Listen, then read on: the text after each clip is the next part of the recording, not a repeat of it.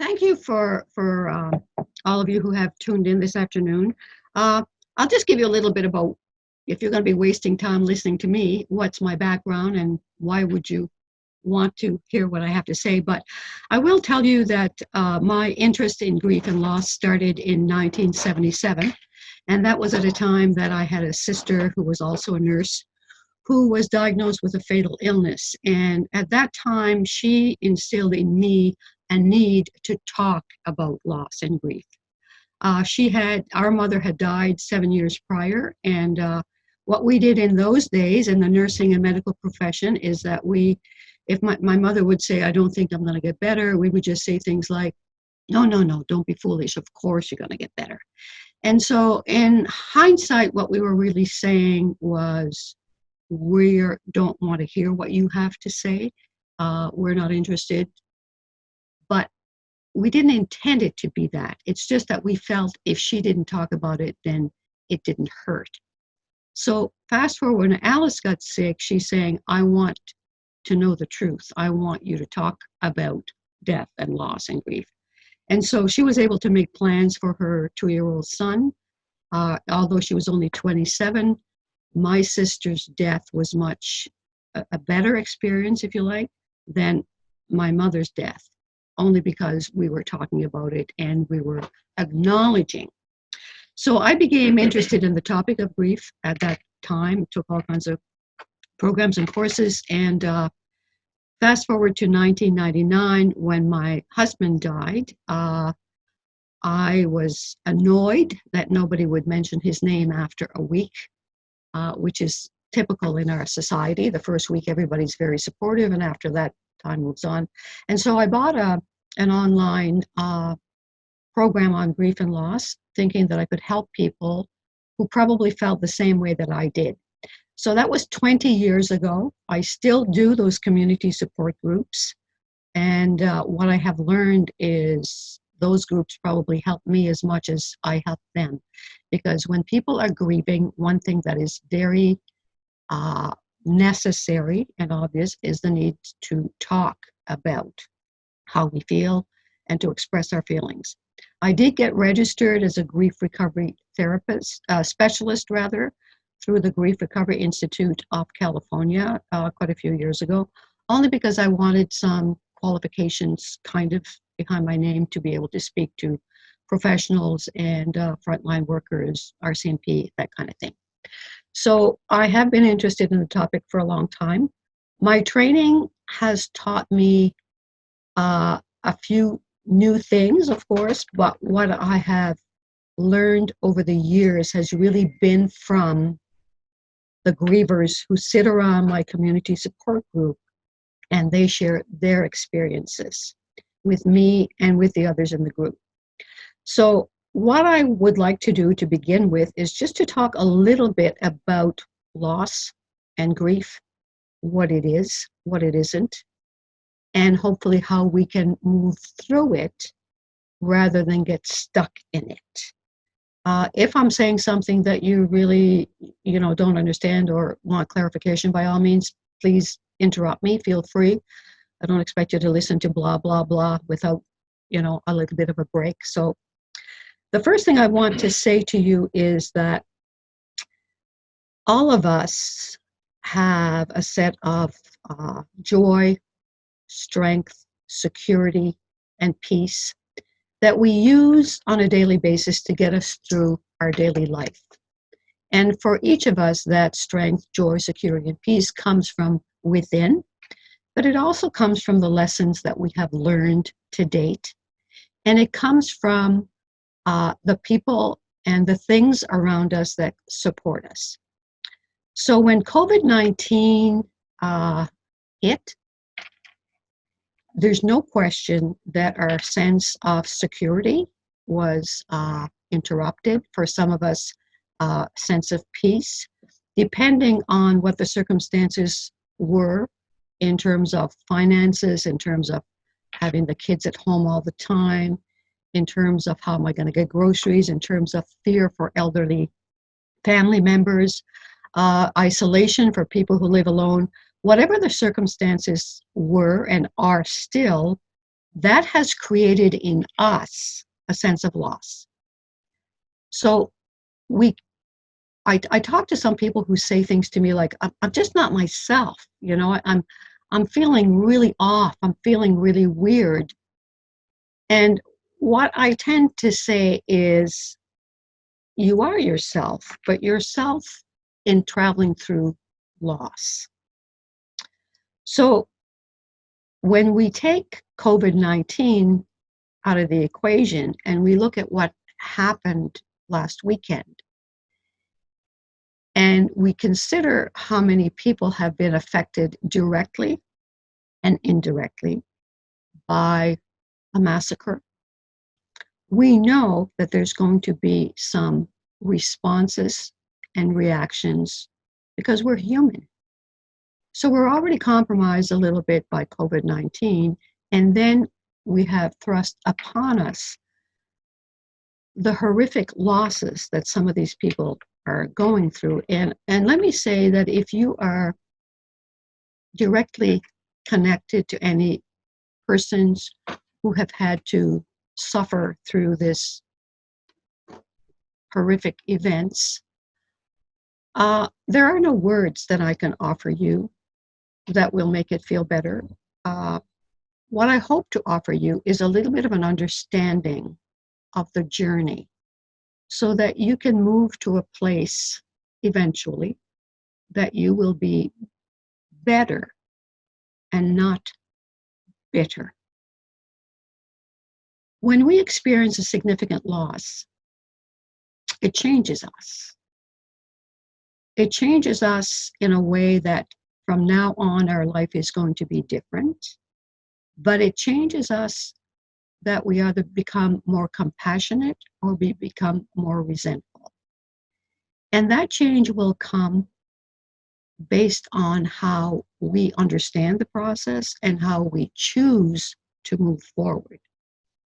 Now, I know for some people that might be difficult to comprehend in a sense that you say, well, how can I deal with what I'm really feeling right now?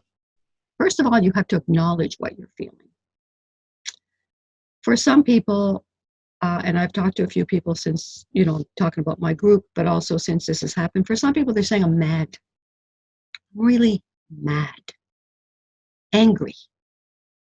Some people have said, I'm sad, I'm just brokenhearted. And some people have said, I'm numb. And some people have said, I feel nothing at all.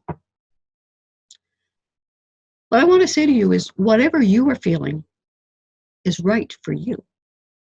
We can't measure our response to a significant event or a significant loss based on what other people's feelings are. Grief takes a physiological, physical, spiritual toll on our body. One thing that we kind of don't consider is that when we are in grief, the cortisol level in our system is elevated. The stress hormones are elevated. It's a human response. We can't will it away. We can't justify it away. The body has a physiological response, elevates the cortisol. An elevation of cortisol will cause three things. The first thing it causes is it interferes with our thought processes. Some people will call that a foggy brain. Some people will say, I'm weird. I don't. And I think if any of you have gone through a loss, or if you are experiencing loss now, I think you can appreciate the fact that you're just not thinking the same way as you were before this happened, that it does affect the thought process. The second thing a high cortisol affects is digestion. And for some people, especially when I'm thinking about COVID, people are saying, I can't stop eating. And people are saying, I'm bored. And that might be one reason. But another reason is that the elevated cortisol will make people, will stimulate an appetite. And sometimes we don't think about that. It can, in some other people, suppress an appetite. We know digestion is affected by elevated cortisol. We also know that it affects, number three, our immune system so that we're not as healthy as we would ordinarily be if we weren't in this process of grief. I like to compare a broken heart to a broken leg. Some of you who have heard me before know I like this analogy. If you have a broken leg, you know it's not going to heal tomorrow. You know that you need a cast on that broken leg. And you know that depending on the complexity of the fracture, whether you're going to take 6 weeks, 8 weeks, or even 10 weeks to get through that process. Now that leg needs a cast. Nobody's going to say to you, well, you don't need a cast, you can walk on that leg. However, when we are seeing people grieving, especially a significant loss, we have a tendency to say things like, you'll be okay, you're strong. That is the same as saying, you have a broken leg, but I think you're strong enough to walk on it. You probably can walk on it, but it's not going to heal properly. And it's going to be a longer process, and it's going to hurt you later on in life. A significant loss is a broken heart. Your heart is bleeding to death. It needs a cast. And that cast is the support of other people. But you first need to acknowledge that you're in pain. You need to acknowledge that your thought process is not the same. You need to express whether you're sad or whether you're mad. And if you're mad, you need to pound a pillow or something that's not going to pound you back. But you need to express that. You need to be okay with whatever it is you're feeling. And if you're feeling numb, you need to accept that that's where you're at right now, because you are in one of the most difficult journeys of your lifetime. In our society, we have been taught things that are considered myths, but I like to consider them lies, or like Peggy would say, démentir, lies. Some of these lies are, be strong. When you're grieving, be strong. I see the hashtag Nova Scotia Strong, and with the Boston Marathon, I did see Boston Strong. And there's a part of me that feels that I'd rather see Nova Scotia compassionate. No, and I know it's a long word, strong sounds better.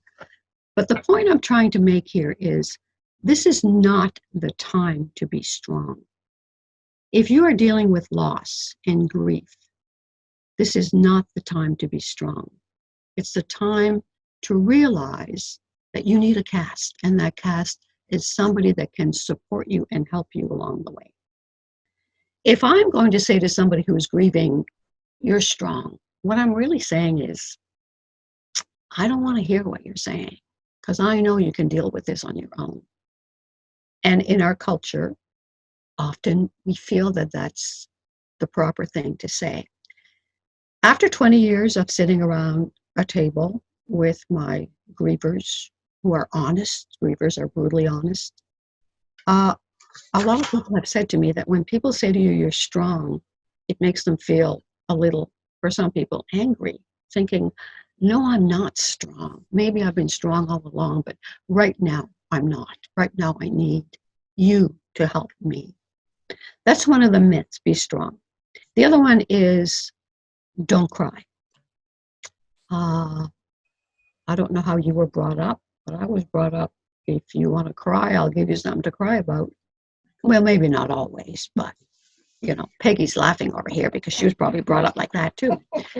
But we were told things like, you shouldn't cry because it'll upset grand-mère, or nobody wants to see that, or, we all get used to, laugh and the whole world laughs with you, cry and you cry alone. So we have this mentality that we really shouldn't be crying, when in fact, we know that tears are healing.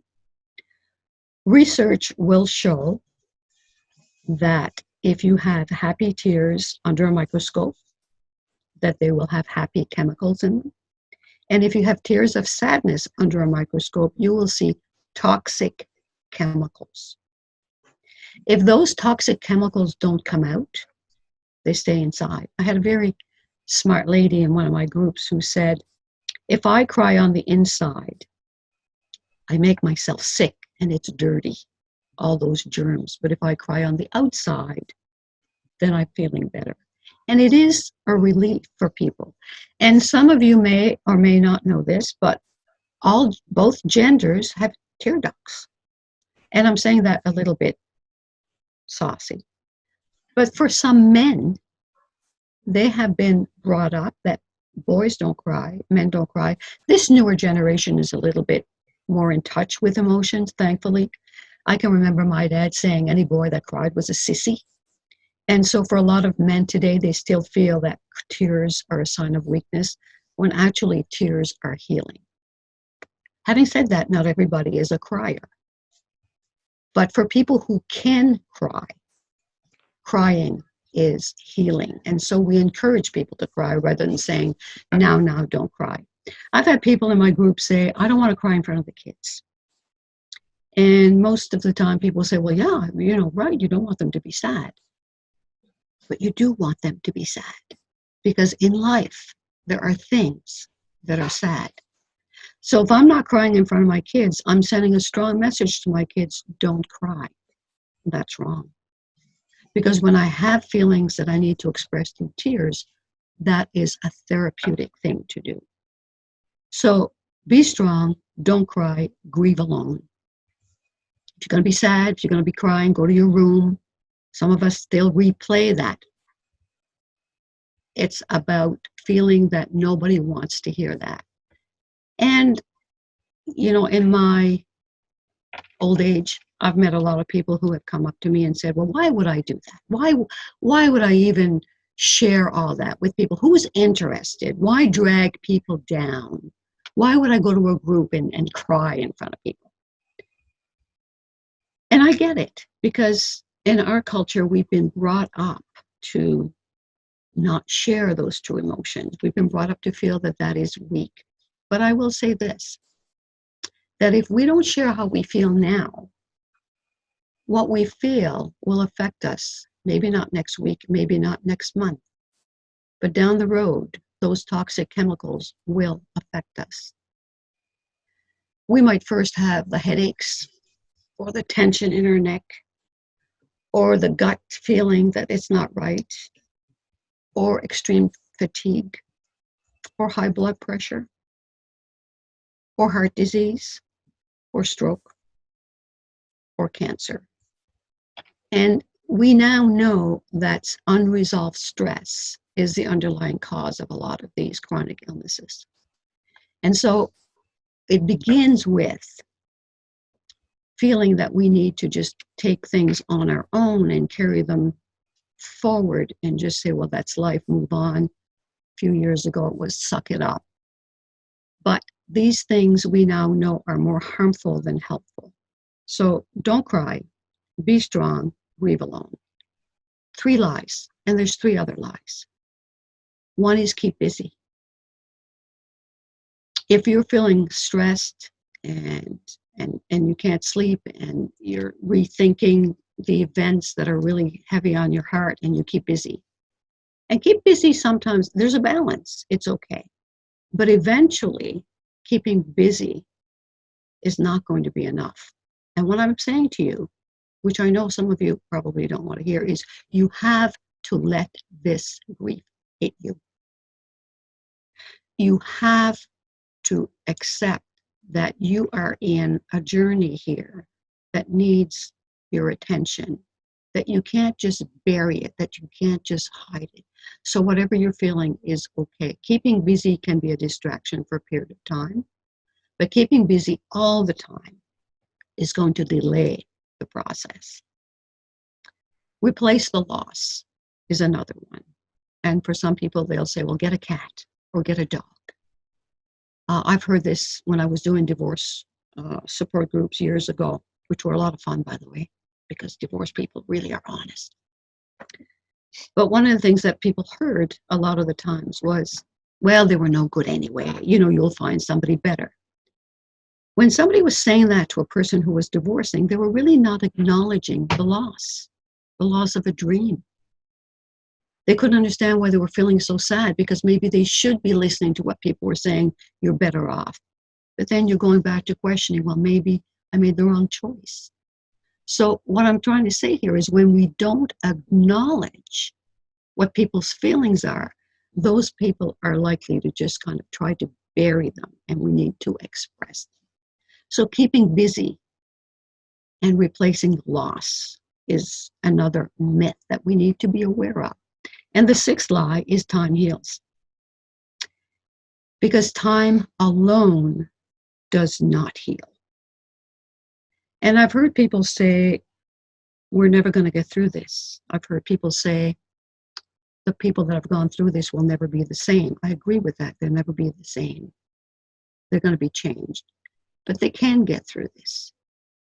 And they can get through this by acknowledging that during this period, there's things that they can do. But the first thing they have to do is acknowledge that they need help and they need support. That tears are healing, and that journaling is also a therapeutic tool that helps us understand the feelings and the emotions that we have. All of us have a tendency to press replay. When we're going through a significant loss, we can get stuck on the same thing that stops us, and that repeats itself. We all live in our heads. You guys know that by now. When we're journaling, we're moving our story along. And so we're helping ourselves understand what are some of the underlying hurts that we have had in our lifetime, and we all have, and how that plays a role in how we're responding and reacting to what we're feeling today. I want to share with you that I was fortunate enough a while ago to hear a sociologist from Canada who was very interested in the topic of grief and loss, and she wanted to understand more about the process. And so after the genocide in Rwanda, we're going years back here, where that villages were, all the men and the boys were killed in the villages. This sociologist wanted to understand how they could recover or even exist. And she traveled to Rwanda. And she came back and she said this, that in the village, people were saying things like, we'll never, ever have a life again. But she said there was an old woman there who said, we will, because we are going to talk about this. We're going to listen to each other's stories. There is no story that is not going to be acknowledged. There is no crazy thing said that is not going to be heard and not corrected. And she said some of these villages had just women in them, and they had built an economy on some of the crafts that they were creating. So, of course, that lecture made a huge impression on me. And it made an impression on her, too, from visiting and seeing firsthand that even in the deepest and most horrific events that life can throw at us, that there is a choice. We cannot control the events, but we can control our response to them. There's a few other practical things that we can do, and some of those things, we don't like them, but we know them. It's proper exercise, getting outside. It's eating healthier. Sometimes we might have a tendency to have that drink, and now we can have a Coke. Right? Yep. Peggy? Mm-hmm. I mean, it's legal, not that we're going to be talking here, but, it is legal. But it is to be mindful that when we're taking something to take the edge off, that's okay. But if we're always going to something to take the edge off, we're just kind of pushing that grief down. And so the sweets, I mean, for me, it's a Dairy Queen Sunday, but I can't go to the Dairy Queen anymore because it's closed. So it's knowing that when we're going to have that high sugar, that we're also going to come down. So to be aware of when we're grieving, some of the things that we choose to fix our grief might sometimes cause us to have a downer. Drinking water. If you're like me, you don't like to drink too much water because you have to pee too often. So, but it's knowing that what we put into our body that is healthy and good for us will help lower some of that cortisol. It's also choosing some of the things that bring our happy endorphins up. And some of those things are individual to all of you. For some of you, it might be a walk outside or a walk on the beach if you're close to a beach that you can access without Dr. Strang telling the premier. So it's about what are some of the things that you can do that will help you. One of the things that I heard one of the CTV reporters the other night was asking an expert how we shield our children from this. And he didn't answer the question because he's an expert. He kind of deflected it. But I do want to point out that although it's a natural thing for some people to feel that we need to shield our children from death and loss, that this is not the time to do that. I'm not suggesting that we tell them any of the details, of course, but I am saying that it is a time to share with our children. And in life, there's lots of happy things, but there's also loss that are associated with different things, but also with death, and that some people die. Most people live a long life, but there are some people who die when they're young. And it is to compare it to the seasons. We're lucky that we have 4 seasons here, that we see a garden that dies, and then in the spring, or the flowers that die, and then the spring that come up. It is a time to talk to children about death and about what it is, how people can support each other through these sad times. I did speak to a 15-year-old girl who was dying years ago, and one of the things that she said is, I think death is so scary because nobody ever mentioned it before. And I think if we had talked about it, maybe I wouldn't be so scared now. Well, I remembered that. And I agree with that. I think that sometimes in an attempt to shield children from the truth or young adults from the truth, that we don't give them an opportunity to express, to acknowledge, and to express what they're feeling.